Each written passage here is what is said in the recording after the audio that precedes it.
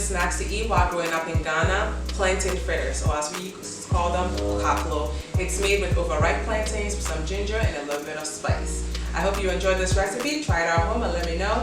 Let's get started.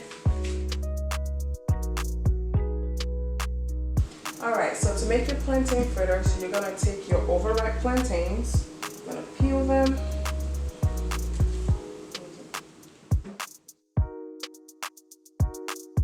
The reason we use overripe plantains is because they're very sweet and they're softer, so they're easier to mash with your hands. It's the same concept behind using overripe bananas for banana bread. Alright, so we have our overripe plantains in there, and now I'm going to add in a tablespoon of chopped onions. Just throw that in there. We're going to add a tablespoon of ginger.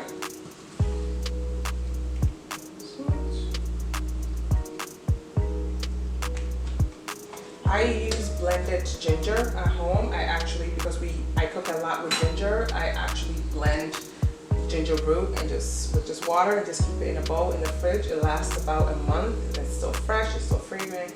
It's a very good way to have easy access to it. And now I'm going to add in a little bit of powdered pepper. Add in as much as you want. Just going to lightly sprinkle some on there. And taste as you go, and then you can add as more as you need. Alright, now I'm going to add in about a teaspoon of salt. Not too much. Add the salt in gradually and add as you go. Alright, so the first step, you're going to mash everything together. Mash.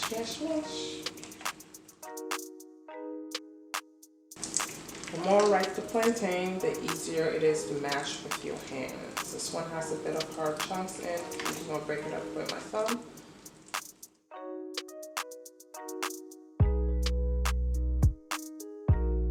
Alright, so now that you've mashed up your plantains and mixed in your spices and everything, it should look like this. It's okay if you have chunks in there. When those cook, it's going to add to the character and the flavor of the fritters. It doesn't have to be a perfect puree. If it was, we would have put it in the blender. So that's nice. And now I'm going to add in a tablespoon of cornmeal. I use fine cornmeal. I'm going to mix that in. It helps with binding. And now we're going to add in half a cup of flour. All-purpose flour works. Mix it in there. And after you add all the ingredients, you can taste just a little bit of it to see if you need to add more seasoning, if you need to add more spice to your liking, you can add in more peppers. If you need to add a little more salt to taste, you can add in a little bit more salt. So you just gradually add salt and pepper until it has reached how you like it. Alright, so now we have our oil in our saucepan. I heated it up. I'm not using a frying pan because it's not deep enough. Alright, and then we have our plantain fritter mix right here. So make sure you wash your hands. And I'm just going to ball up a little bit of it in my hand. Ball and drop in the oil.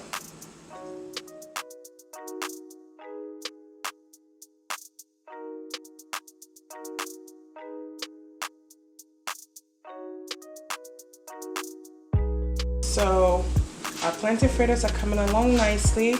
As they're getting ready to get done, they're going to start floating to the surface, and you just watch for them as they brown. It's a nice golden color on the outside. And it's just ready. And occasionally flip them so it can cook on both sides evenly.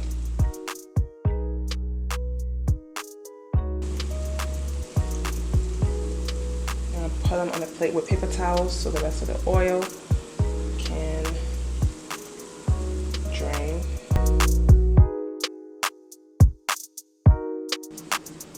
Alright, so here we have our final plate of plantain fritters. Alright friends, there you have it, our plantain fritters. Very easy to make, they're delicious. You can eat them by themselves as a snack, you can have them with some peanuts, you can have it with some stew and some rice. However you want to eat it, it's very versatile and delicious. I specifically buy plantains to make plantain fritters. I just buy them and I leave them alone for about a week, let them over ripen so they're nice and soft and perfect. Sometimes you can find them in the store already over ripened. If you can't, you can just buy them, store it, and then just let it heat, do its job, and then they'll be ready for you. I hope you like this recipe. Don't forget to like and subscribe and leave a comment below on whether or not you're going to try out this recipe. Let me know how it turns out. See you next time.